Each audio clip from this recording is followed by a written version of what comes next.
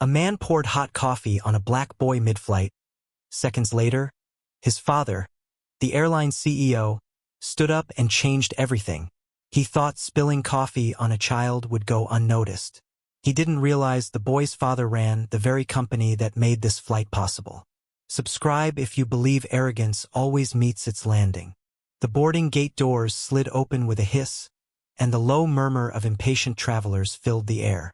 A boarding announcement echoed through the terminal, the kind that made every conversation pause mid-sentence. Flight 312 to Halden City is now pre-boarding first-class passengers. The sound blended with the rhythmic clack of rolling suitcases and the faint hum of engines outside. Among the line of well-dressed travelers and seasoned executives, a young boy stood out, a small figure gripping a sketchpad like it contained something sacred. Andre Keller's fingers were smudged with pencil marks, the faint ghost of a jet design taking shape on the topmost page. His father, Nathaniel Keller, moved beside him with quiet authority, a tall, composed man whose measured pace seemed to command space without needing to claim it. They reached the gate, where a smiling attendant greeted them. "Welcome aboard, gentlemen," he said. "Seats 2A and 2B. Nathaniel gave a polite nod, his tone even. "Thank you. No need for introductions." The attendant hesitated briefly, as if sensing something familiar about the man's voice, but he didn't press. Nathaniel preferred it that way, traveling without recognition, blending into the very company he built from the ground up. Andre followed closely behind, his eyes darting across the aircraft visible through the glass. A sleek Aviancora 9X, one of their newest fleet models. "She's beautiful," he whispered, his voice a mix of awe and pride. Nathaniel smiled faintly. "She's built to listen to the wind," he said, quoting an old engineer's saying that Andre loved. Once on board, the hum of the cabin enveloped them, a low, steady vibration of air systems and murmured conversations.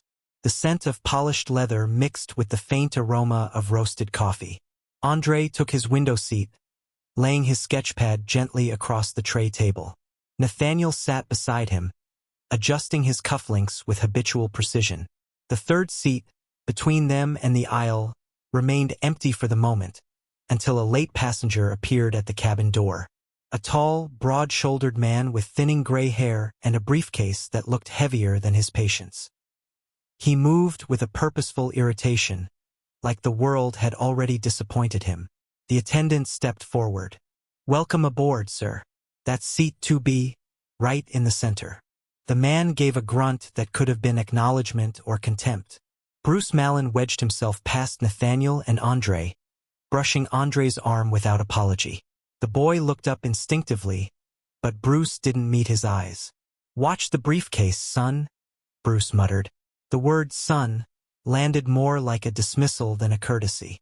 He dropped into his seat with a thud, the sound sharp enough to make a few heads turn. A flight attendant appeared moments later. "Can I get you something to drink, sir?" she asked with polite cheer. Bruce didn't look up. "Black coffee. Strong. No sugar." His tone was clipped, mechanical.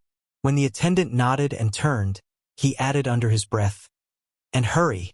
Nathaniel's gaze flickered briefly, catching the tone, but he said nothing. Instead, he opened a slim folder from his carry-on, the blue Aviancor insignia embossed on the cover. Andre was sketching again, soft lines forming the wings of a jet mid-turn, light strokes capturing the clouds around it. Every few seconds, he glanced outside the window at the real clouds, studying their contours as if they might correct his drawing. Bruce leaned slightly toward the sketch, curiosity souring into irritation. "What are you drawing there?" His voice carried an edge that turned the question into an accusation. Andre hesitated. "An airplane, sir."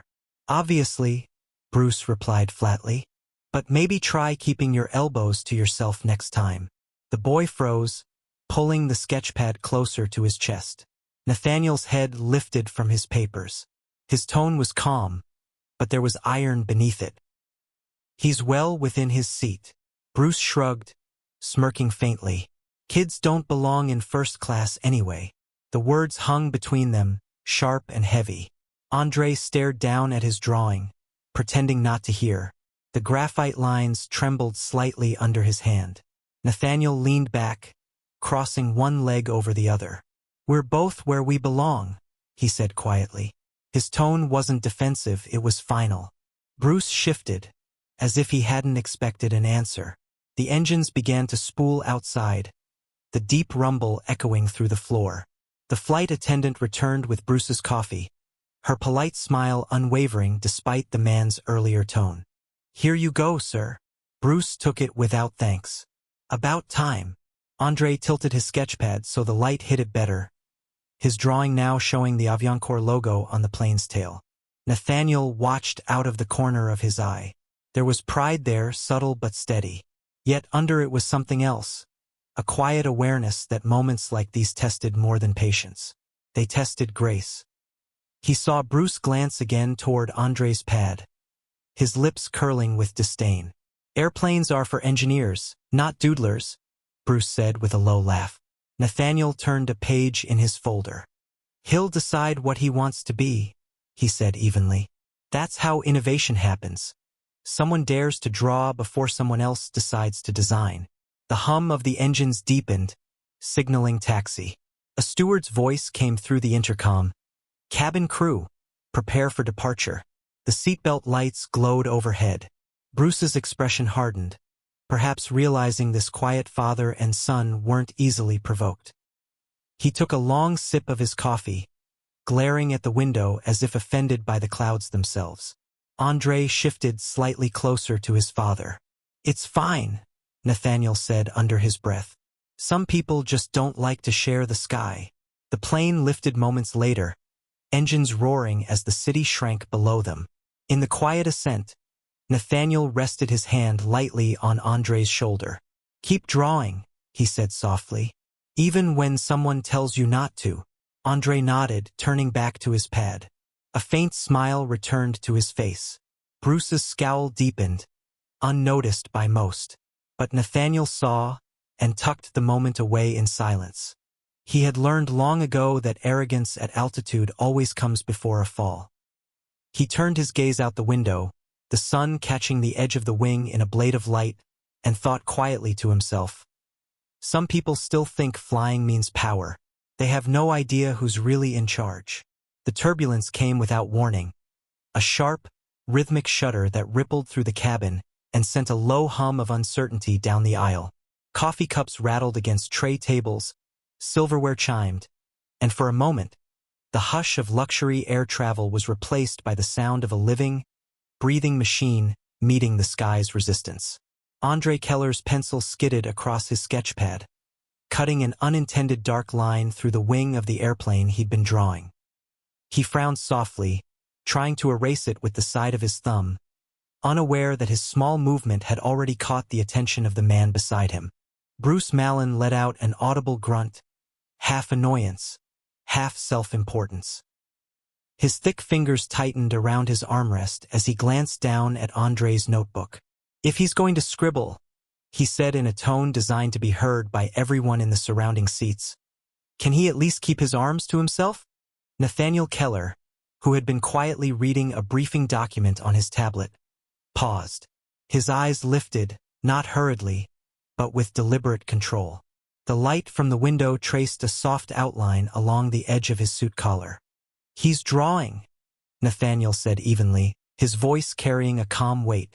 Quietly, Bruce turned his head with a small, bitter chuckle. "I paid nearly $2,000 for this seat," he replied, the edge of his voice slicing through the steady hum of the engines. "Not to babysit someone's hobby." He leaned back as if claiming more space by the sheer force of arrogance, his elbow jutting into Andre's side. The boy drew his arm closer, shrinking slightly, unsure whether to speak or stay still. A flight attendant, Drew, tall, composed, and trained to diffuse tension, noticed the exchange as he moved down the aisle with a silver carafe of steaming coffee. "Is everything all right here, gentlemen?" he asked, eyes shifting carefully between the three of them. Bruce waved dismissively, an impatient flick of his hand. "Just tired of people bringing their kids up here to pretend they belong." The words landed like a quiet slap. Andre's hand froze over his sketchpad. He wasn't sure what hurt more, the insult or the sudden awareness of all the eyes turning toward them. Nathaniel's gaze flickered toward Bruce but didn't linger. Instead, he placed a steady hand on his son's shoulder, a signal that said more than words ever could. Stay calm. Stay grounded. The tension hung in the air like static before a storm. The engines hummed louder as the plane hit another mild tremor. Drew glanced at Nathaniel, uncertain whether to intervene further, but Nathaniel gave the faintest shake of his head. He wanted dignity, not escalation. Then fate, or perhaps the sky itself, intervened. A sharper jolt rippled through the aircraft. A soft gasp moved through the rows. Drew instinctively steadied the tray he was carrying, and a few droplets of coffee splashed over the lip of Bruce's cup. At the same moment, Andre's sketchpad slid slightly across the shared armrest, nudging Bruce's cup just enough to make the dark liquid ripple. Not a drop spilled onto Bruce, but the older man's reaction was instantaneous and venomous. Bruce's jaw tightened. His face hardened into something cold and mean. "Unbelievable," he muttered, his voice low but seething. Then, before anyone could react, he lifted his cup, slow, deliberate, eyes fixed on Andre like a hunter taking aim, and tipped it. The coffee poured over the boy's lap, splashing across his jeans, his sketchpad, and the seatbelt clasp. The scent of bitter roast filled the air. Andre gasped, a sharp, startled sound of pain. It wasn't scalding, but it was hot enough to sting. His fingers froze midair, and his sketchpad slid from his lap, dripping brown stains onto the carpeted floor. For a second, time fractured. The hum of the engines became a background echo. Drew froze, eyes wide, mouth parting in disbelief. Passengers craned their necks, a few whispering audibly. Someone's phone camera lifted discreetly, red light blinking. Nathaniel moved. He didn't shout. He didn't rush. He stood, slowly, deliberately, his full height casting a shadow over Bruce's seat. The overhead lights caught the calm, terrible precision in his movements. He pulled a napkin from the tray and crouched beside Andre, checking his son's lap for burns. Andre's breath came unevenly, his lower lip trembling but not crying. "It's okay," Nathaniel said quietly. "You're all right." His tone was gentle, almost soothing, but behind it was a stillness that could silence thunder. Bruce leaned back, muttering under his breath. Teach him to keep his hands to himself. That was when the air changed. Every passenger nearby felt it, the temperature, the quiet, the weight of something inevitable. Nathaniel straightened, his eyes locking on Bruce. The cabin lights reflected in his gaze, turning his calmness into something sharper. Drew spoke first, voice rising an octave.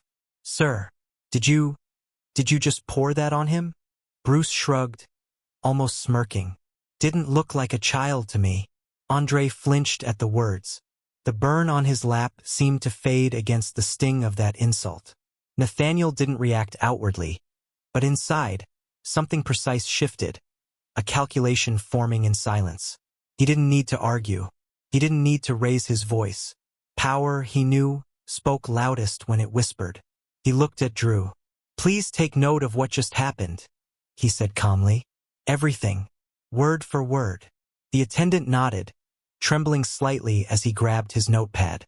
The surrounding passengers pretended not to stare, but their eyes betrayed them, every one of them now aware that something much larger than spilled coffee was happening at row 3A. Nathaniel's composure remained unbroken, but there was a quiet steel beneath his words when he finally turned back to Bruce. "You just made the last mistake of your flight." The sentence hung in the air, clear and measured, as the engines roared softly beneath their feet and the sky outside turned a deeper shade of blue. Andre froze. The coffee hit his lap in a rush of bitter warmth, dark liquid spreading fast across his jeans before seeping into the pages of his sketchpad. The smell of roasted beans filled the air, sharp and acidic. For a second, he didn't move. His breath hitched, chest tightening with confusion. Then came the sting, hot, quick, and startling. He gasped, his small hands flying to his knees as if he could wipe away what had already burned through the fabric. Around him, the cabin erupted into a hush so deep it almost hummed. Conversations stopped mid-sentence. Someone 2 rows behind whispered, "Did he just?" But no one dared to finish. Nathaniel was already in motion. His expression didn't twist or break. It sharpened. He leaned down beside his son, voice low and even. Andre. "Are you hurt?" The boy's head shook once, his lips pressed tight. His voice trembled. It's hot, Dad." Nathaniel's eyes flicked over the red blotch on his son's thigh, mild but visible, and something behind his calm exterior hardened like glass cooling under pressure. The flight attendant, Drew, appeared out of the aisle with wide eyes, a tray still trembling in his hands. "Sir, I saw, he poured it on him."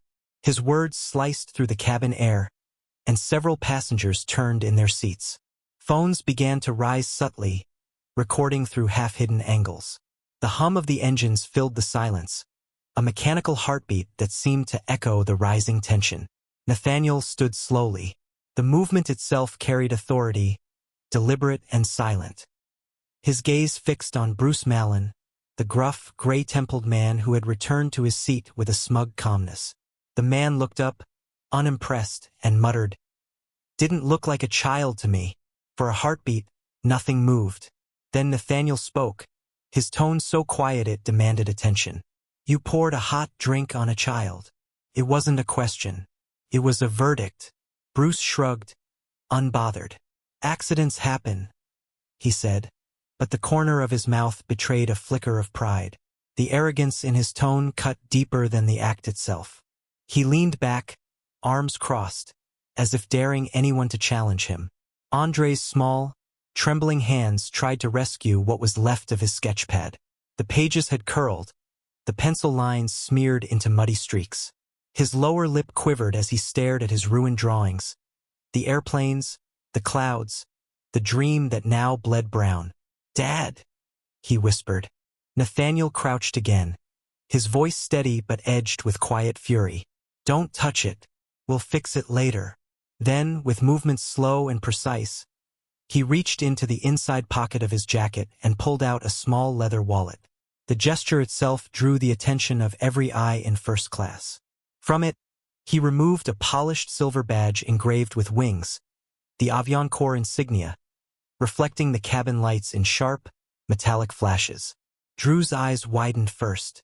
His voice came out almost as a breath. "That's..." Nathaniel gave a small nod. I'm Nathaniel Keller, "CEO of this airline." The reaction was immediate. A ripple of gasps rolled through the passengers. The businessman across the aisle lowered his phone, whispering to the man beside him, "That's him, the CEO." Bruce's smug expression faltered, but pride made him cling to defiance. His shoulders squared, his tone defensive and brittle. "So what? Doesn't give you the right to threaten me." Nathaniel's expression didn't shift an inch. "But it gives me the authority," he said quietly, "to remove you from this aircraft mid-air." He took one measured step closer. "And to permanently ban you from every route Avion Corps owns, operates, or services." Bruce's mouth opened, but no words came out. The entire first-class cabin had gone silent, save for the rhythmic whine of engines and the soft clicks of recording phones. The steward's tray rattled faintly against his arm, the only sound of movement. Nathaniel turned toward Drew. His voice regained its professional calm, as if he were back in a boardroom. "Is the cockpit aware of this?" "Yes, sir," Drew replied quickly. "I'll inform the captain immediately." He hesitated, then added, "Would you like me to alert ground authorities?" Nathaniel's eyes didn't leave Bruce. "Yes, make a call to Halden Security. I want them waiting at the gate." Drew nodded and disappeared up the aisle, his shoes tapping against the floor with brisk precision. Bruce shifted in his seat, the color in his face fading from red to pale gray. "You can't, you're making this a bigger deal than it is," he stammered. "It was just coffee."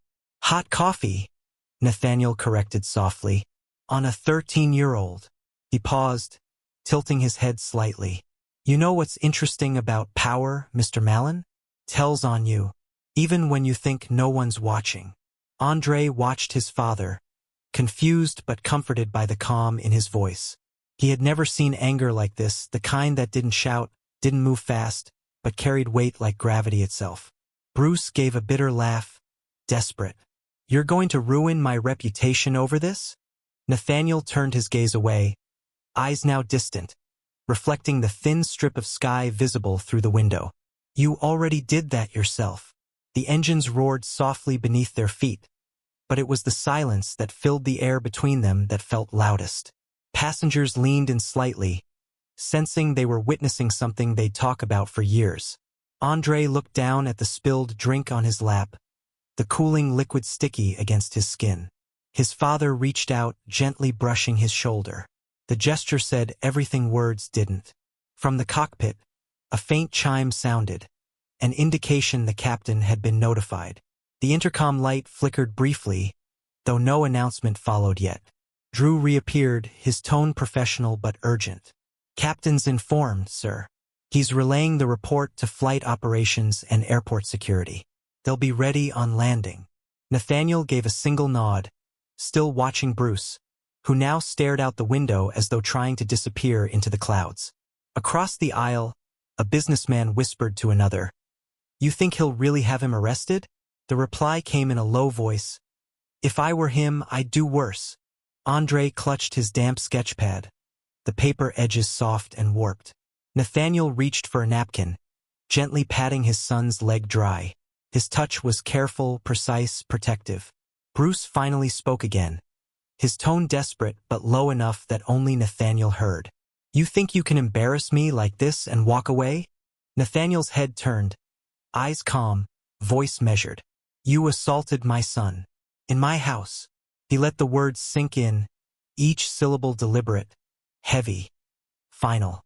Then, leaning just enough for Bruce to see the reflection of himself in Nathaniel's badge, he added, "Now you'll see what accountability looks like at cruising altitude." Bruce's voice broke the charged silence like a crack in glass. "You can't kick me off midair," he said, forcing a laugh that didn't reach his eyes. His fingers tightened around the armrest, knuckles pale against the leather. "That's correct," Nathaniel interrupted before he could finish. His tone was steady, deliberate, the voice of a man used to commanding rooms far larger than a cabin. "But I can ensure your name is on every no-fly list within the hour." The hum of the engines seemed to deepen, as if the aircraft itself had gone still to listen. Passengers turned subtly in their seats, some pretending to check their screens, others watching openly now. Bruce's smirk faltered as Nathaniel continued, his calmness far more threatening than any outburst could have been. "I can also reroute this flight to make an unscheduled stop where authorities can meet you," Nathaniel added, his eyes locked on Bruce. "Or," he paused, letting the weight of silence press against every ear, "you can apologize, publicly, sincerely, now, and wait quietly for what comes next." For a moment no one moved. Even the attendants frozen near the galley didn't dare shift. The light flickered overhead as the plane cut through a high-altitude current. Bruce swallowed, his Adam's apple bobbing visibly. His earlier arrogance had drained away, leaving only the hollow look of a man realizing he had misjudged everything. He opened his mouth, then shut it again when his voice refused to cooperate. The space between the three seats felt smaller now, thick with tension and unspoken consequences. Across the aisle, a businessman leaned slightly forward, whispering to the man beside him, "He's really the CEO?" The other man nodded slowly, his voice hushed but certain. "That's Nathaniel Keller, Aviancor's founder." Bruce heard them, and the color drained from his face. His breath came shallow, his confidence replaced by something closer to disbelief. His world, where money and dominance ruled, had suddenly shifted to one where his arrogance had no currency. Andre, sitting quietly by the window, clutched the damp remains of his sketchpad against his knees. His small voice, trembling but clear, broke through the hum of the engines. "Why did he do that? I didn't touch him." His words weren't angry, just confused, wounded in a way that made the air itself feel heavier. Nathaniel turned, lowering himself until he was eye level with his son. His composure didn't waver, but behind his stillness was a storm that only a father could feel. He reached out and placed a hand on Andre's shoulder, his touch steady. "Because weak men fear what they don't understand," he said softly, "and they try to hurt what they can't control." The words carried further than he intended. Even passengers 2 rows away turned their heads, as though hearing something both personal and universal. Bruce's eyes darted between father and son, and for the first time, shame flickered across his expression. He looked down, fidgeting with his briefcase, searching for some invisible escape hatch. Up front, the cockpit door cracked open slightly as the attendant Drew slipped back inside, his voice low but urgent. The co-pilot's murmur answered from within, and the door sealed shut again. Whatever message was being relayed, it would not favor Bruce Mallon. A woman's phone camera glinted under the cabin lights. She wasn't hiding it anymore. Across the row, another passenger angled his device discreetly, recording the man who'd just learned the hard way that cruelty has an audience. The quiet clicks and hums of recording filled the air, subtle but unmistakable. Bruce shifted uneasily, his composure fraying. "This is ridiculous," he muttered, but his voice lacked conviction. "You're trying to make me look bad." Nathaniel didn't even glance at him. "You did that all by yourself," he replied, tone measured and calm. He leaned back into his seat, not in retreat, but in declaration that his silence now carried more power than Bruce's noise ever could. Andre tilted his head, studying his father.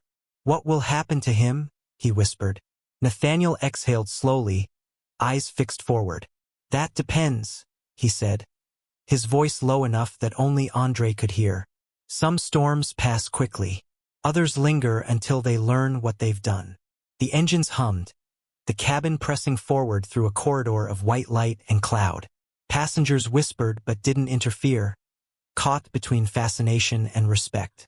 The moment had transformed from confrontation into something larger, a lesson midair, written without rage, sealed with authority. Bruce's breathing grew heavier, his jaw set as he tried to recover the pieces of his pride. He adjusted his tie, pretending composure he no longer possessed. His reflection in the dark window showed him something different, small, cornered, exposed. When Drew emerged again from the cockpit, he paused near Nathaniel's seat and gave a subtle nod, confirming what they both already knew. Word had reached the front. The captain was informed, and the wheels of consequence were already turning. Nathaniel gave no visible reaction, only returning his gaze to Bruce, whose posture had deflated completely. The quiet now felt heavier than shouting ever could. Every eye in the cabin had already rendered its judgment. The man across the aisle whispered again, voice reverent. He could have shouted, but look at him, he's calm. That's worse for the other guy. And it was. The calmness wasn't mercy, it was control. It was the kind that reshaped the air around it. Bruce's fingers trembled slightly as he reached for his phone, then stopped, realizing any call he made now would be pointless. Nathaniel finally spoke once more, voice as smooth as the engine's drone. "You could have flown anywhere, Bruce," he said, not raising his tone. "But you flew into a storm that knows your name now." The words hung in the air, final and absolute. The engines continued their low rhythm, the passengers frozen in quiet awe, and Bruce Mallon, once loud, once certain, sat wordless, a man already grounded long before the plane would ever touch down. The captain's voice broke through the static hum of the intercom, calm but firm. "Ladies and gentlemen, this is your captain speaking. We've been notified of a passenger disturbance involving an underage individual and an executive representative. Appropriate authorities will be awaiting us on landing." The cabin went silent. The polite tension that usually filled first class shifted into a dense, watchful quiet. Every passenger knew what those words meant, though the captain never said them outright. It wasn't turbulence that had people gripping their armrests. It was the weight of consequence descending midair. Bruce Mallon sat stiffly in his seat, arms crossed, lips pressed into a thin line. His confidence had begun to curdle into unease. The hum of the engines was the only sound daring to fill the silence. He tapped his foot against the carpet, a rhythmic reminder of his fraying control. Across from him, Nathaniel Keller, still composed, still deliberate, sat back down beside his son, unfolding a fresh napkin. The coffee stain on Andre's jeans had cooled to an ugly brown patch. His sketchpad, once filled with neat drawings of airplanes, now lay wilted and waterlogged. Nathaniel's movements were slow and careful as he blotted at the damp pages, trying to save what he could. The boy's face was pale, his jaw trembling in small, controlled motions as he tried to keep from crying. "We'll replace this," Nathaniel murmured, his voice steady and low. "Page for page, better paper, better pencils." Andre looked up at him, blinking through the sting in his eyes. "But this was my best one," he whispered. His small hand brushed against the ruined corner of the sketchpad. Nathaniel smiled faintly, the kind of smile that carried both pain and promise. "Then we'll draw something better," he said. "Together." From the aisle, Drew, the flight attendant who had witnessed everything, approached again, his composure tight but professional. He leaned in slightly, speaking under his breath. "Sir, security at Halden has confirmed. They'll meet us directly on the jet bridge. Captain wants to know if you'd prefer a quiet handover or a formal escort." His tone carried respect now, a tone reserved for someone whose authority was no longer questioned. Nathaniel's eyes flicked toward Bruce, who sat pretending to scroll through his phone, though the tremor in his fingers betrayed him. "Record everything from now until we land," Nathaniel instructed calmly. No interruptions. No negotiations. Drew nodded sharply. "Understood." He turned, pulling a small notepad from his vest pocket and discreetly noting the timestamp. For a long moment, only the steady thrum of the engines filled the silence. Then Andre's small voice broke it. "Is he going to jail?" His question was so honest that even Bruce glanced up involuntarily. Nathaniel didn't answer right away. He looked out the window instead, where thick bands of clouds rolled by in slow motion. "Sometimes jail isn't where a man pays," he said finally. His reflection in the glass looked distant, carved by calm fury. "Sometimes it's being seen for who he really is." Andre tilted his head, not fully understanding but comforted by his father's certainty. He rested his chin on his palm, watching as the sun pierced through the clouds, scattering golden light across the wing. Across the aisle, a man in a gray suit, a quiet businessman who had been watching from the start, hesitated before standing. He reached into his leather briefcase and withdrew a sealed notepad still wrapped in its clear cover. Approaching cautiously, he leaned toward Andre. "Here," he said softly, offering it with both hands. "For a new beginning." Andre's eyes widened. "For me?" The man nodded once. "You look like someone who draws the sky right." Andre took the sketchpad carefully, his fingers brushing against the crisp cover. "Thank you," he said, his voice quiet but steady. The man gave a polite nod and returned to his seat without another word. Bruce shifted, glaring sideways at the exchange. His breathing was shallow now, a mixture of anger and disbelief. He opened his mouth as if to speak but found no words that could shield him from what he'd done. The weight of the moment pressed against his chest, the whispers, the glances, the quiet judgment that filled the air thicker than smoke. Nathaniel turned his gaze toward him, and for the first time since the incident began, Bruce looked back. Their eyes locked. One pair trembled, the other did not. Nathaniel's voice, when it came, was soft but carried through the cabin like a closing door. "You spilled coffee," he said. His tone was neither loud nor angry, but it struck with precision. "But what you really poured out was who you are." Bruce froze. The words hung there, unblinking, while the engines roared their steady rhythm toward Halden. Passengers who had pretended not to listen now couldn't look away. Nathaniel turned back to his son, gently guiding the new sketchpad onto the tray table. Andre traced the edges, already lifting his pencil with quiet determination.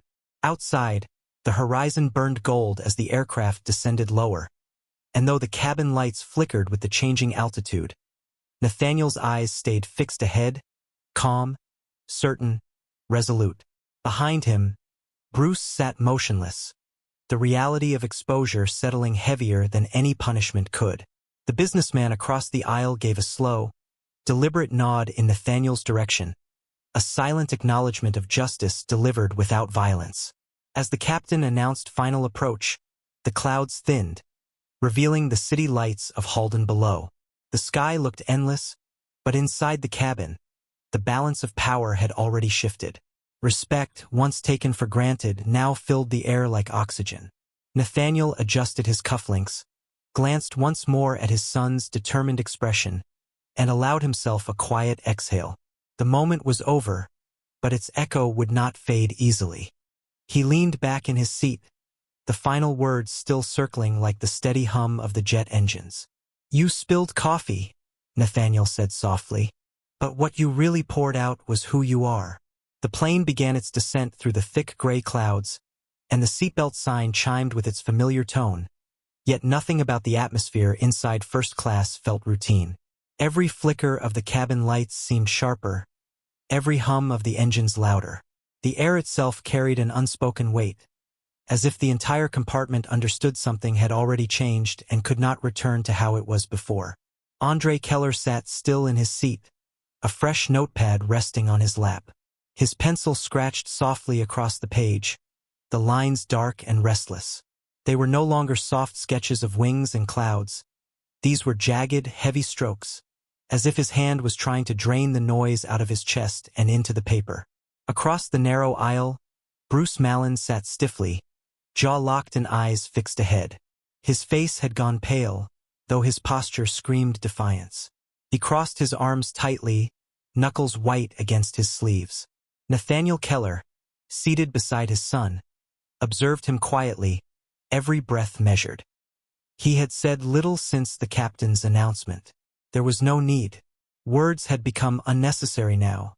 Authority had moved beyond sound. Behind them, Kieran Roke, the journalist who had recognized Nathaniel moments earlier, typed feverishly on his tablet. The rhythmic clicking of the keys cut through the low hum of the engines. "CO handles in-flight assault himself," he whispered under his breath, adjusting his glasses as he glanced at Nathaniel for confirmation of the headline he was already writing in his mind. He didn't yet realize that the story unfolding wasn't about power. It was about what a man does when power meets injustice face to face at 35,000 feet. The flight attendant, Drew, returned from the cockpit, his usually calm expression now tight with restrained urgency. "Sir," he said, lowering his voice so nearby passengers wouldn't overhear. "Captain Anders says the air marshals have been informed. They're not on this flight, but Homeland and airport security will be waiting when we land. They'll escort the passenger immediately." Nathaniel turned his head slightly, his tone steady but deliberate. "Make sure he knows I'll speak to them first," he said. His words were calm, but there was gravity behind them, a quiet kind of control that made even the engine noise seem to fade for a moment. Drew nodded and hurried away, his polished shoes clicking down the aisle. Andre lifted his gaze from his sketchpad, his voice small but clear. "Are we in trouble?" His eyes, round and searching, reflected both confusion and trust. Nathaniel's expression softened, and the faintest smile touched his lips. "We're landing with dignity," he said gently, brushing a crumb from his son's sleeve. "Not everyone on this plane can say the same." His words carried warmth, but also an edge, a message meant for the man across the aisle. Bruce shifted in his seat. "This is a circus," he muttered, voice rough with frustration. "You're just trying to look powerful." Nathaniel turned toward him slowly, every movement deliberate, almost surgical. His gaze held Bruce's with quiet precision. "I'm not trying anything," he said evenly. "You did this, and now you get to be the headline you created." The cabin went silent again. Even the journalist paused his typing. Outside the windows, the clouds thinned, revealing the glittering sprawl of Halden City far below. The skyline shimmered faintly under the late afternoon sun, an ironic reflection of calm beneath the storm inside. Andre's pencil hesitated mid-line, and for a moment, the faint trembling of the aircraft mirrored the faint trembling in his hand. He tried to steady it. He wanted to draw something gentle again, a curve of a wing, a stretch of sky, but the image wouldn't come. All he saw in his mind was the cup tipping, the coffee spilling, the voice sneering. Bruce glanced sideways, catching Nathaniel's calm expression, and something in that stillness unnerved him. It was not the silence of a man who feared consequences, but the silence of one who was the consequence. He tried to look away, but the reflection of his own face in the oval window caught him off guard, distorted by glass and light. He looked smaller than he remembered. A faint murmur rippled through the rows as passengers exchanged whispers. Phones had been lowered now, but their owners' eyes were sharp, waiting for the conclusion. Everyone sensed they were witnessing something they'd tell others about later. Not a fight, but a reckoning. The captain's voice crackled over the speaker, formal and composed. Ladies and gentlemen, we're beginning our final approach into Halden International. Please remain seated with your seatbelts fastened. The cabin lights brightened slightly, throwing long reflections across the aisle. Bruce's fingers twitched where they gripped his armrest. The sound of the landing gear deploying echoed faintly beneath them, a mechanical groan like a reminder that the descent was inevitable. He leaned slightly forward, his voice barely audible. You think everyone's on your side, but they'll forget this by tomorrow. Nathaniel didn't answer at first. His eyes were fixed on the clouds beyond the glass. Maybe they will, he said finally, but you won't. You'll remember this flight every time you board another one, and every time you can't. The words landed harder than any raised voice could have. Bruce looked away again, his jaw tight, but the fight in him had gone somewhere he couldn't reach anymore. Andre exhaled softly, turning back to his father. Will he say sorry? Nathaniel paused, looking down at his son. The boy's question hung in the air, heavier than the descent, heavier than the hum of the turbines. For a moment, the father's composure cracked just slightly. Behind his steady gaze, there was sorrow, not for what had been done, but for what men like Bruce had lost long before they boarded planes. He laid a hand over Andre's and said quietly, Some men can't say sorry, son, because their pride won't fit in the same seat as their conscience. The wheels struck the runway with a deep metallic thud that rippled through the cabin like the closing line of a tense performance. The applause that followed was hesitant at first. One pair of hands, then several, but its rhythm carried a strange finality. It wasn't celebration. It was release. For the passengers, it marked the end of turbulence and tension. For Bruce Mallon, it was the sound of his downfall echoing through an aircraft that had quietly turned against him. The seatbelt sign chimed off, and yet no one moved. The stillness was almost eerie. First-class passengers sat upright, eyes fixed forward, uncertain whether to breathe or wait. The flight attendants, led by Drew, stood firm in the aisle, shoulders squared, hands clasped before them. They weren't smiling now. They were sentinels guarding a threshold between civility and consequence. The hum of the engines softened as the plane taxied, but inside, silence held like cabin pressure before a storm. Bruce shifted uneasily, his fingers digging into the armrests. His earlier arrogance had evaporated into a thin mask of defiance. Well, he muttered, attempting a weak chuckle. We landed. Everyone happy now. No one answered. Even the passengers who had once avoided eye contact now stared directly at him. Some with judgment, some with disbelief.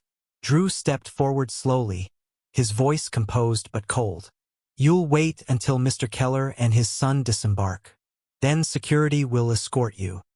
He didn't raise his voice, but the authority in it carried through the cabin like an order from the cockpit. Bruce's face tightened, blotches of red rising to his cheeks. Escort me? He scoffed, trying to recover his composure. For a coffee spill? Nathaniel Keller rose smoothly from his seat, the motion deliberate and steady. The low cabin light caught the edge of his suit jacket as he turned. You didn't spill coffee, he said evenly. You made a choice. The words landed like quiet thunder, drawing the attention of every passenger. Andre looked up from his seat beside him, clutching the now-dry sketchpad that bore the faint, brown stain of what had happened. His eyes, wide, thoughtful, still shaken, reflected both fear and strength. Nathaniel adjusted the boy's backpack strap and whispered something inaudible before straightening again. His expression was calm, but there was something formidable beneath that calmness, a kind of precision that made the air feel heavier. He turned to face the cabin fully. To those who witnessed what happened, he began, his tone clear and firm. You're free to send any footage to Aviancor's legal division. We don't allow silence to fly in our skies. The phrase hung in the air, solemn and final. There was a pause, a heartbeat of quiet, then someone in the second row began to clap. One slow clap, then another joined, and then several more. The applause built not with volume, but with conviction. It was the sound of passengers aligning not with authority, but with justice. Bruce slumped deeper into his seat, his jaw set but trembling slightly. The captain's voice crackled over the intercom, announcing arrival procedures, but no one was really listening. The tension that had hovered throughout the flight now shifted into something colder: accountability. Drew stepped aside to let Nathaniel and Andre move toward the aisle. The passengers watched as they walked past, father steady, son quiet, both dignified in a moment that could have broken lesser men. As they neared the door, the jet bridge lights spilled through the open hatch, washing over them in a soft glow. Waiting there stood 3 uniformed officers, posture straight, eyes sharp. One of them, a tall man with a clipped tone, gave a respectful nod. "We've been briefed, sir." Nathaniel returned the nod without slowing his stride. "Thank you for being here," he said simply. His words were neither commanding nor grateful, just necessary. Behind them, the sound of Bruce's breathing grew harsher. Drew gestured for him to remain seated, but Bruce shot up halfway before realizing everyone was watching. The officers stepped forward, their movement precise and synchronized. "Mr. Mallon," one of them said, "you'll come with us." Bruce's face drained of color. He opened his mouth to protest, then closed it when his gaze met Nathaniel's. The CEO didn't speak, didn't need to. His calm silence had become something far more powerful than anger. Andre lingered for a moment at the edge of the jet bridge, turning slightly to glance back. Bruce was standing now, flanked by 2 officers, his earlier bravado replaced by a hollow stare. For a second, the cabin seemed to shrink around him, his powerlessness exposed in the fluorescent light. Andre's voice broke the silence. It was soft but carried through the air with unexpected clarity. "Sir," he said, eyes steady and expression sincere, "next time, maybe just ask for the window seat." The officers blinked, surprised by the boy's composure. Bruce's lips parted, but no sound came out. Andre hesitated, then added, "Because hurting someone doesn't make your seat bigger. It just makes you smaller." And with that, he turned away, following his father down the bright corridor, leaving behind not just a flight that had reached its destination, but a lesson that would travel far beyond it. The moment Nathaniel and Andre stepped into the terminal, the world outside their flight had already changed. Cameras flashed like lightning through the glass partition of the arrival gate. Security personnel moved swiftly to form a protective corridor, but the air was thick with murmurs, speculation, and the relentless hum of recording devices. The incident had exploded online before the wheels of the plane had even cooled on the tarmac. Clips of the coffee pouring, of Andre's startled cry, and of Nathaniel's composed yet cutting response were already circulating across social media, each caption more charged than the last. "CEO defends son mid-flight," one banner read. "Passenger targets black teen in first class," another claimed. The footage played on every nearby screen, reflected faintly in the polished tiles beneath their shoes. Nathaniel walked with steady precision, his expression unreadable, his hand resting lightly on Andre's shoulder. Andre, clutching his new sketch pad, looked around in quiet confusion as flashes caught his face. He had never been under such a spotlight, and it frightened him more than the incident itself. Nathaniel guided him into the VIP corridor, away from the noise, where the atmosphere shifted from chaos to calculated calm. 2 security officers stood guard near the entrance, ensuring no unauthorized press could slip through. The hum of air conditioning was the only sound as they stepped inside. A young attendant, nervous but eager to help, brought Andre a fresh pencil case and a glass of cold water. "For you, sir," he said softly, eyes darting nervously between father and son. Andre managed a faint smile. "Thank you." Nathaniel nodded once in acknowledgement. The boy opened the case and began sketching immediately, lines flowing across the page like instinctive release. The image forming was abstract yet meaningful. A plane with wings that resembled open hands, reaching upward. Nathaniel's phone buzzed again and again. Missed calls, messages, news alerts. The names flashing across the screen were familiar public relations heads, board members, even government liaisons. He ignored them all until one call came that couldn't be. Marcus Brent, the airline's legal chief. Nathaniel answered without breaking stride. "Want me to prep charges?" Marcus's voice was crisp, focused, the tone of a man who already knew the answer but waited for confirmation. "Already underway," Nathaniel replied calmly, his voice measured but lined with quiet fire. "We're filing both civil and criminal. Assault on a minor, tampering with onboard safety, and racial targeting." Marcus's exhale came sharp through the line. "Copy that. I'll have statements drafted by evening. Anything else you want added?" Nathaniel paused, glancing toward Andre, whose focus hadn't wavered from his sketch. The pencil moved slowly, tracing a child's understanding of forgiveness through form. "Add defamation," Nathaniel said. "He called my son not a child." Marcus didn't question it. "Done." The line went dead with efficiency. Outside the glass wall, a swarm of journalists pressed forward against the barrier, microphones raised, their voices muffled through the security glass. Nathaniel's reflection looked back at him, sharp suit, steady eyes, the faint outline of his son beside him. For a moment, he felt the dual weight of fatherhood and leadership, two titles that often collided but never contradicted. He adjusted his cufflinks, not out of vanity, but to anchor his composure. One of the security officers, a tall man with a clipped tone, leaned in slightly. "Sir, they're not leaving. Some are saying the footage shows an overreaction. Others are saying it's heroism. Do you want us to clear them out?" Nathaniel shook his head. "No. Let them record. Silence doesn't serve the truth. It only shelters it." He turned his gaze toward the cameras. "If we hide now, we teach the wrong lesson." He took a step closer to the transparent barrier, the soundproof glass separating him from the sea of flashing lights. He could see the journalists mouthing questions, some angry, some awed, all desperate. One reporter shouted something about company image, another about racial bias policies. Their words were drowned in the hum, but Nathaniel didn't need to hear them. He already knew the narrative being written outside. Andre looked up, hesitant. "Are they angry at us?" Nathaniel crouched down, his tone gentle but steady. "No, son.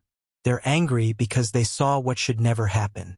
Sometimes people confuse noise with justice, but we'll show them the difference." Andre nodded slowly, returning to his drawing. His hand trembled slightly, but he pressed the pencil down harder, defining the wings of his plane more clearly, shaping them into something powerful. Moments later, a journalist slipped past the guard line, bold, desperate, holding a press badge high. "Mr. Keller," he shouted, "just one statement. The public deserves to know how the airline is handling this." Nathaniel didn't flinch. His voice was calm, his presence commanding. "No statements yet," he said firmly, every syllable carrying across the corridor. The journalist hesitated but didn't lower his microphone. "Then can we at least quote you, sir?" Nathaniel finally turned, his expression unreadable, though his words carried a quiet finality that pierced through the chaos beyond the glass. "You can quote this," he said evenly. "If you think status lets you pour harm on a child, then you're not flying, you're falling." He let the silence hang, the weight of those words settling over the crowd like an invisible current. Cameras continued to click, but no one dared interrupt. Nathaniel turned back toward Andre, his hand resting gently on the boy's shoulder, as they began to walk away from the glass barrier. As they disappeared down the corridor, his voice echoed softly, just loud enough for the nearest guards and perhaps the lingering microphones to catch. "And we don't build runways for cowards." He laughed as the child cried, calling it an accident while the cabin froze in silence. If you believe power without decency deserves exposure, hit subscribe now. Because justice flies faster than hate. The courtroom was already filled when Bruce Mallon entered, his steps uncertain despite the expensive polish on his shoes. The air felt heavy, like the seconds before a storm. Reporters whispered, camera shutters clicked softly, and even the echo of a dropped pen carried tension. 2 weeks had passed since the incident that had turned the skies into a stage for justice, and now the theater had moved to Halden Municipal Court. Bruce's face was partly hidden behind dark sunglasses, his jaw tight, his suit slightly wrinkled, a man trying to armor himself with presentation while the world watched his collapse. He avoided every lens, but the truth followed him like a shadow that refused to shrink. At the front sat Judge Harlan Doss, a composed man with a reputation for cutting through arrogance like a scalpel. He glanced at the docket, then at Bruce, then at the crowded gallery. "Mr. Mallon," he began, his voice echoing across the wood-paneled chamber. "This court acknowledges your plea and the evidence submitted regarding the in-flight assault of a minor." He didn't need to raise his tone. Authority rested in the stillness between his words. Bruce shifted in his chair, the creak of the leather seat betraying his discomfort. His attorney leaned close and whispered something, but Bruce only nodded faintly, eyes darting to the table where a single envelope sat, Andre Keller's written statement. Nathaniel Keller wasn't in the courtroom that day. His absence, however, was louder than any presence could be. Everyone knew who he was. Everyone knew the name Aviancourt. And everyone knew this case wasn't just about coffee. It was about control, pride, and consequence. The judge picked up the envelope delicately, sliding out the folded page.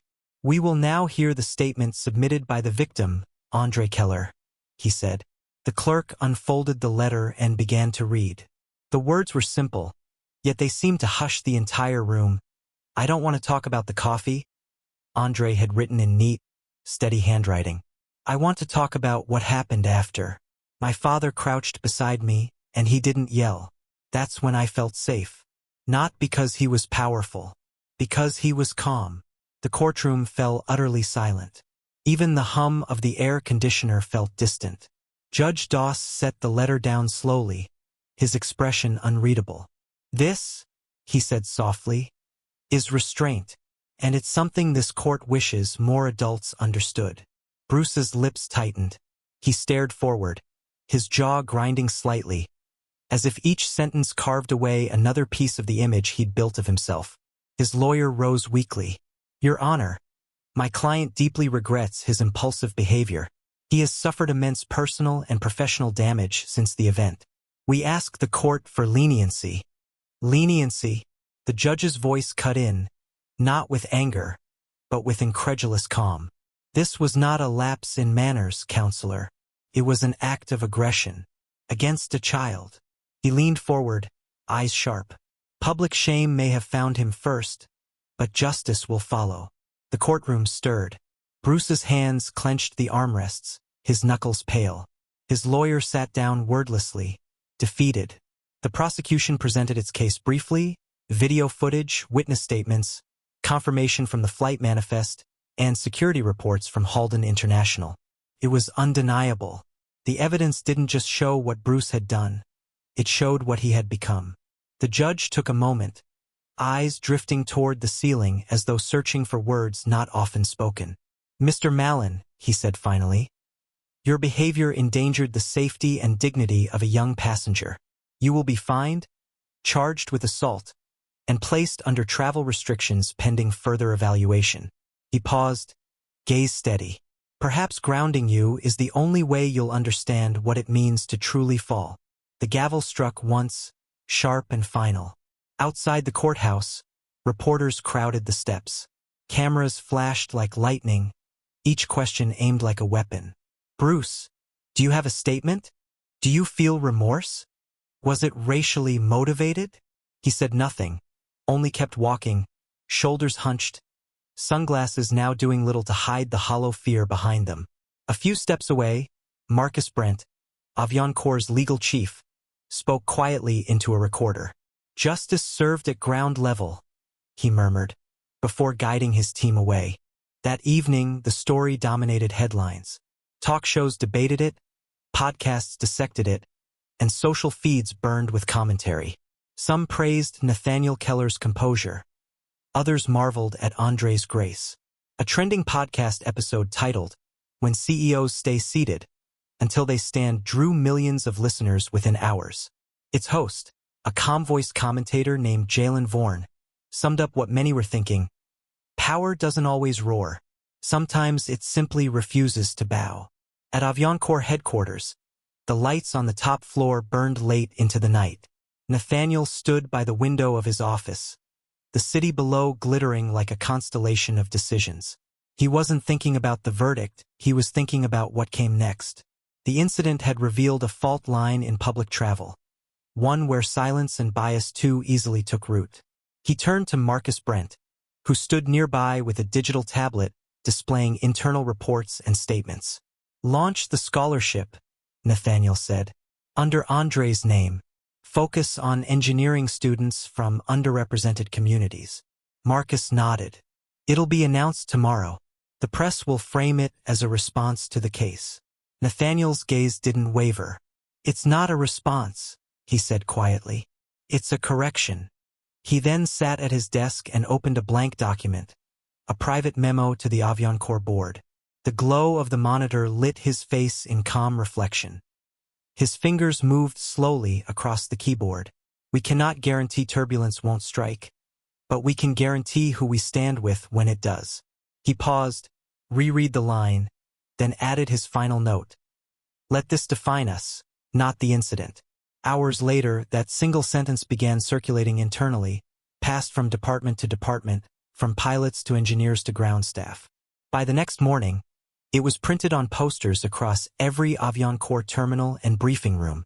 A new training protocol was born from it, coded under one name: Project Horizon.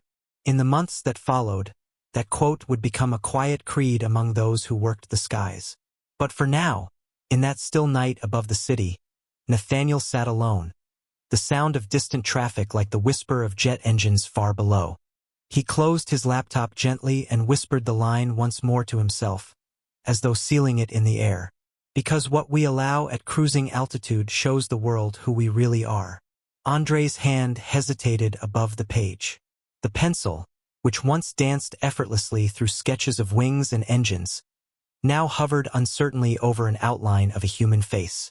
The room around him was quiet, save for the faint ticking of the wall clock and the hum of the evening wind outside his window. Therapy days always left him pensive. His therapist, Dr. Renaud Kale, had told him earlier that day, "Art is where you leave what words can't hold." Those words replayed in his head as he stared at the half-finished drawing. A man tipping a cup, with something dark pouring out. But as Andre shaded the falling liquid, he changed it. The darkness turned to feathers. Downstairs, Nathaniel sat in his study, reviewing company reports he wasn't really reading. The glass of water beside him had gone untouched for an hour. When he finally looked up, he noticed the framed newspaper on the wall, one that read, "CEO's calm response inspires global airline reforms." He exhaled quietly, as if the memory of that day still lingered in the air like turbulence that never fully settled. He heard footsteps. Andre entered, holding the finished drawing. "You said I should show you the next one when it's ready." His voice was steady, but his eyes revealed a mix of pride and vulnerability. Nathaniel gestured for him to come closer. The boy placed the page gently on the desk. The man's figure was detailed now, the cup tilted, the liquid turning into white feathers that floated upward instead of falling. Nathaniel leaned forward, studying it. "You turned the spill into wings," he murmured. "Why feathers?" Andre shrugged slightly. "Because maybe what people pour out says less about the cup and more about what they carry." Nathaniel's gaze lingered on his son for a long moment. The boy was only 13, Yet the weight of the world had etched maturity behind his eyes. He rose, crossed the room, and took the drawing to the far wall beneath the window. He hung it carefully, leveling the frame until it caught the afternoon light just right. "It stays here," he said softly, "facing the sky." Days passed, and normalcy began to rebuild itself, though it never quite felt the same. Every morning, André returned to school. Some classmates whispered when he walked through the halls. Others offered quiet respect. A few tried to act normal, but normal was different now. Teachers treated him with subtle caution, as if he were both student and symbol. At home, Nathaniel tried to keep life steady. Family dinners, homework at the table, no talk about the trial or the news. But silence carried its own noise. One afternoon, André found his father standing by the large living room window, looking out at the city skyline. Papers and reports from Aviancor's new policy summit were spread across the table. "Dad," André began, setting his backpack down, "do you think he knew who you were before he did it?" His tone was careful, almost hesitant, like stepping onto uncertain ground. Nathaniel turned slowly, his reflection merging with the city lights in the glass. "I think he didn't care who we were," he said after a pause. "That's the problem." He placed a hand on the table, fingers splayed over the Skyguard emblem printed on the cover sheet. "But now," he added, voice firm yet quiet, "the world knows who you are, and that matters more." André looked down, unsure how to respond. "I didn't do anything," he said finally. Nathaniel smiled faintly. "You did everything right. You stayed calm when hate wanted chaos. You showed that dignity isn't something anyone can spill out of you." Later that week, Aviancore hosted its annual awards ceremony at the downtown convention center. The main hall was vast, its ceiling lined with soft golden lights that shimmered like stars. Executives, pilots, engineers, and attendants filled the room in quiet anticipation. Cameras flashed from the back rows. At the front table sat Nathaniel and André, father and son framed by the glow of the stage lights. When the head of operations, Martin Reddick, took the podium, the hall fell silent. His voice carried with conviction. "In the last year, Aviancore has transformed not just its operations, but its conscience. Today, we honor not just innovation, but courage." He paused, eyes sweeping toward André. "There's someone here who reminded us what restraint and grace look like under pressure." Whispers rippled across the crowd. André shifted in his chair, uncomfortable under the attention. "Would you stand, André?" Martin asked warmly. The boy hesitated, then rose slowly. The audience rose too, first in polite applause, then in a wave of sound that filled the hall. He didn't speak, didn't wave, didn't smile too wide. He simply nodded once, steady and composed, then sat back down. Cameras caught the moment. It would later appear on headlines worldwide. "The boy who changed the skies without saying a word." Nathaniel leaned toward him as the applause continued. "Legacy isn't just what you build," he whispered, his voice soft but resolute. "It's what you survive." Bruce Mallon leaned forward toward the microphone, his palms slick against the studio desk. The faint hum of the recording equipment filled the tense silence. The podcast host, Grant Miller, a young journalist trying to make a name for himself, adjusted his headset and said softly, "We're live in 3, 2, 1. The red light blinked on. Bruce cleared his throat. "I'd like to begin by saying, I'm sorry for what happened on that flight." His voice trembled faintly. "I was under a lot of stress. I thought the boy bumped me on purpose. I didn't know his father was the CEO."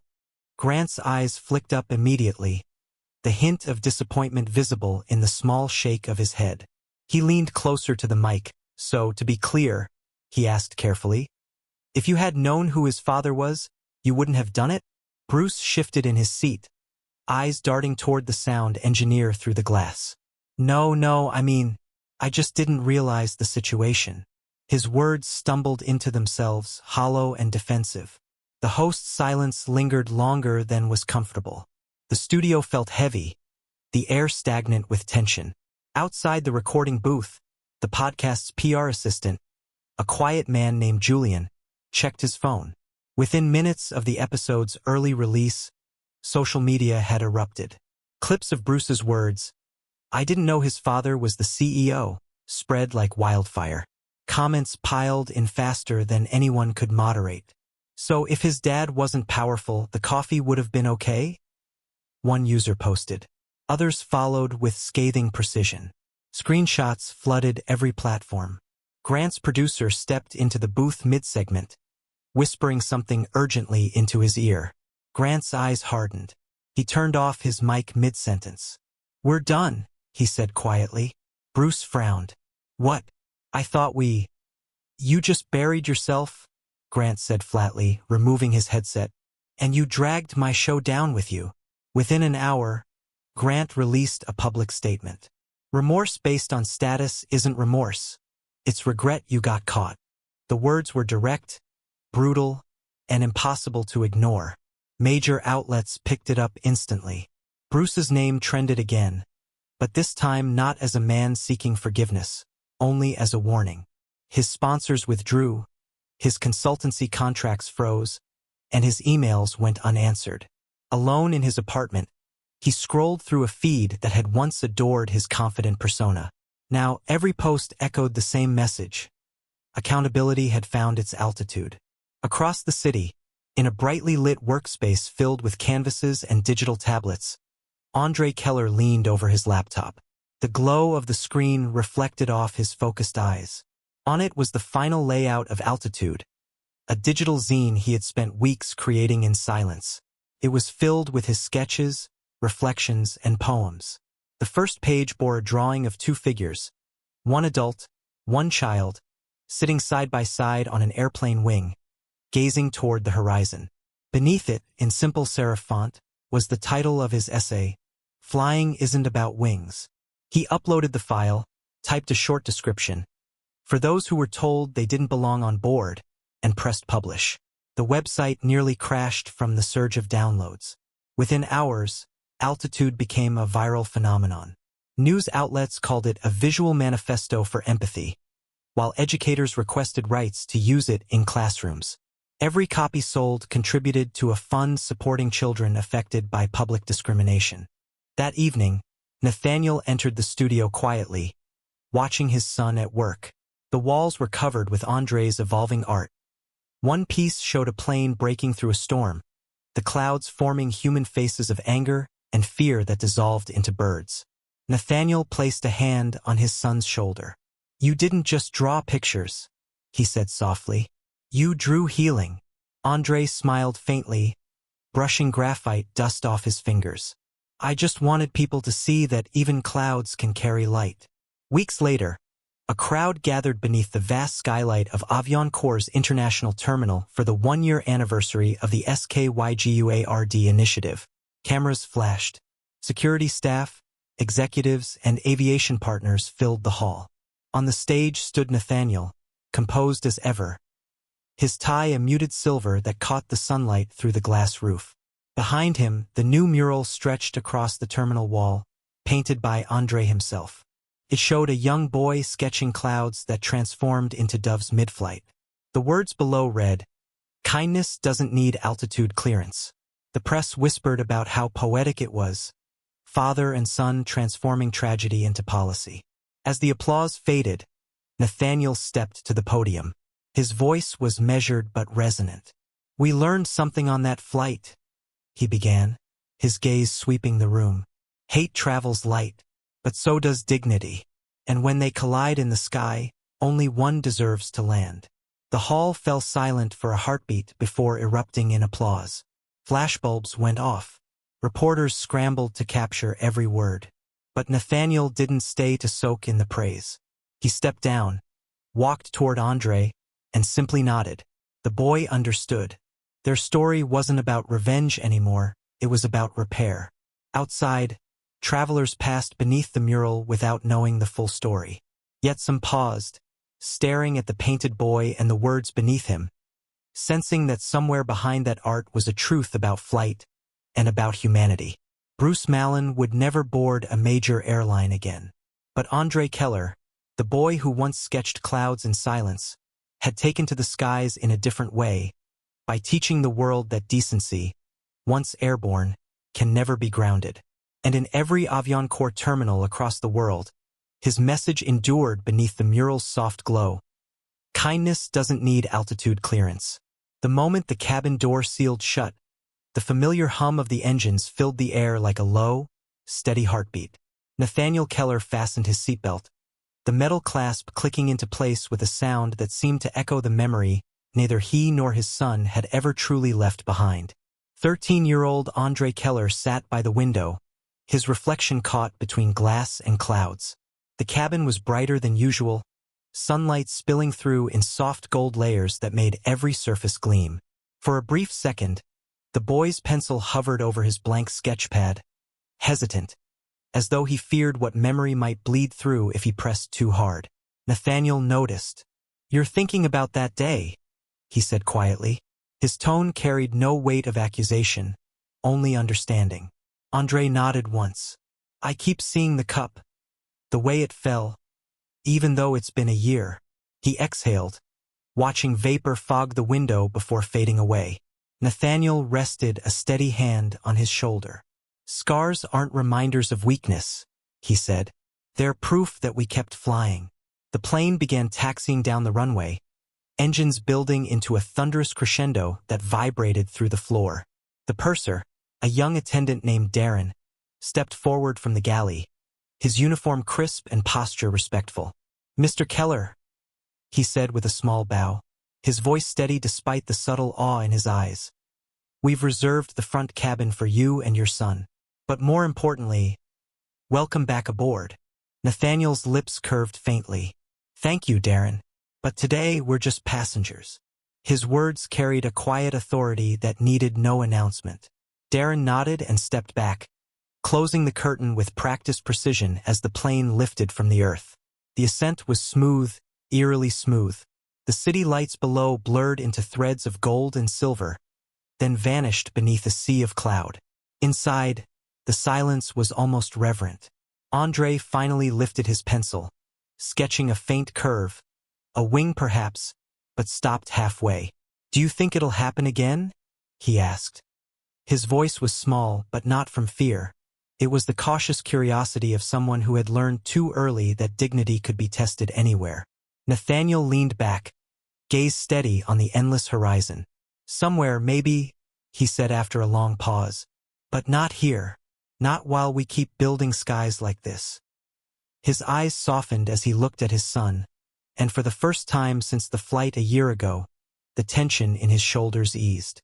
Andre's pencil began to move again. The sound of graphite against paper whispered through the quiet cabin. This time, the boy wasn't drawing an aircraft or an engine. He was drawing people, rows of seats connected by something luminous.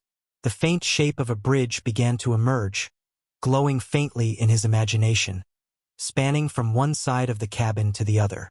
As he drew, a flicker of turbulence shuddered through the fuselage. Nothing severe, just a ripple in the air, but enough to make a few passengers glance up. Andre didn't flinch. He smiled faintly instead, the ghost of old fear dissipating. "I used to think turbulence meant danger," he said softly. Nathaniel looked at him. "And now?" Andre's eyes traced the sketch. "Now it just means the air's learning to settle." Nathaniel's chest tightened at the maturity in his son's tone. He studied the boy's face, the calm focus, the quiet strength, and realized that something had shifted since that day. The incident that once defined their pain had begun to redefine their purpose. From a few rows ahead, a man in a business suit peeked through the curtain, momentarily recognizing Nathaniel. Their eyes met. The man smiled, offered a respectful nod, and withdrew. Nathaniel exhaled slowly. Recognition no longer brought unease, it brought accountability. As the flight continued, the sun tilted across the sky, turning the cabin into a wash of amber and silver. Nathaniel closed his eyes briefly, letting the rhythmic drone of the engines lull his mind toward thought. He remembered the boardroom meetings, the lawsuits, the reforms, the SKYGURD initiative that now spanned 3 continents. Yet none of those victories felt as meaningful as this quiet flight, this single moment of peace with his son in a sky they had rebuilt together. When he opened his eyes again, Andre had fallen into deep concentration. His hands moved with quiet purpose, sketching a series of parallel lines across the page. Each one shimmered under the afternoon light like pathways of possibility. Nathaniel leaned forward slightly. "What are you drawing now?" "A bridge," Andre said without looking up. "Not just any bridge, a bridge made of light. One that connects two people sitting far apart, so they understand each other before they ever speak." Nathaniel smiled, pride and unmingling in his gaze. "That's a design no engineer could outbuild." Andre grinned. "That's because it's not built. It's drawn." The hum of the engines deepened as the plane reached cruising altitude. Outside, the sky opened into a vast expanse of blue and white, endless and forgiving. Andre flipped to the final page of his sketchpad. His handwriting, careful and deliberate, filled the bottom corner of the paper. "You don't need to fly a plane to change where it lands," he wrote slowly, his pencil steady as the words took shape. "You just have to draw a better route." He mocked a family and went pale when the pilot announced the CEO's name over the intercom. If you believe dignity always takes the captain's seat, subscribe now. Because respect is the only class that matters. Disclaimer: the story you just watched is fictional. It explores racism, cruelty, and the moment justice and authority expose ignorance. Its purpose is to raise awareness, inspire empathy, and encourage conversations about equality, accountability, and treating every person with dignity.